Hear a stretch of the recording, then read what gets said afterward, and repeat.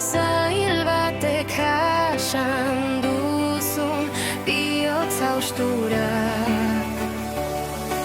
Ekatz bortitzek zure burua astindu dute, onerako eta txarrerako haurtzaro zail batek. Zaitasun eta galderez beteak, zure iraganeko eta oraingo bizitzan ugariak. Zure ama gaur egun arte inspirazio iturri bat aita absentea, baina presente gogoan eta iman egunero pertsona. Eta artista umea izakonko nahi sakontzen, apaltasunez eta sentimendu zure izateko eta denbora.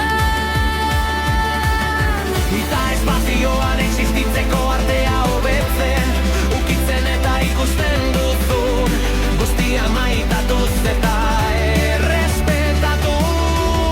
Malkoan zure begietatik jaisten dira iragan mingarri batetik, iragan berbaretik.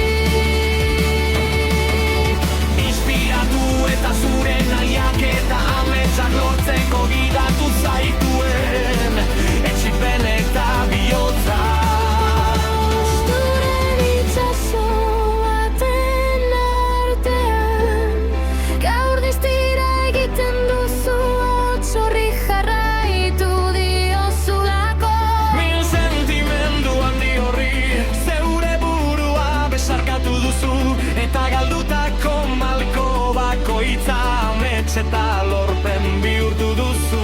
Ez zenuen ezer espero ino gandi, barnea hotz horrek beti esaten zizun jaiki, eta aurrera egiten ez bazenuen autosuntzituko zirela. Gaur dena lortu duzu, zure ametsak lortzea amestu duzu. Naiz eta oraindik konkistatu Nahi dituzun gauza gehiago izan buruan, beraz ez gelditu. konfiantza galtzen duzunean, Gogoratu zakitxasizona. badakizu zure proiektu guztien artean, hori izan dela gehien maite izan duzuna.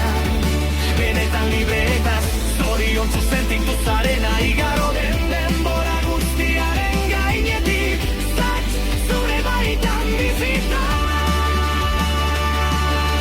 Badakizu halaber zak ez dela pertsonaia bat bakarrik, zu besterik ez da. Zak zu zara antzestu gabe eta sinetsi ezadazu. Bestek berdin sentitzen dute, izilean bada ere, zak espontaneoa da, zoriontzua, perfekzionista bereara eta izila.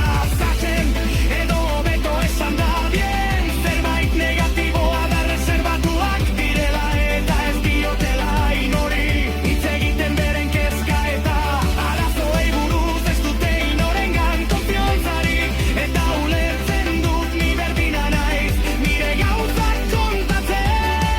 Guztietan pertsona bakarra ama eta aita dira, gure desberdintasunak edo eztabaidak izan arren, bakorren lehen atalean ikusi zintudan lehen egunean, harritu ninduen zein ederra da, eta misteriotsu zaren, itxaskizona zara, ja hori ez da inoiz aldatuko.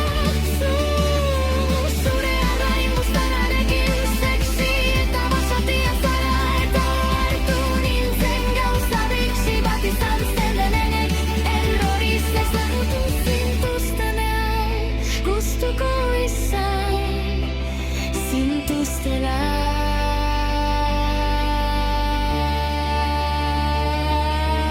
Urteak igaro diren arren, espero dut etorkizunean noiz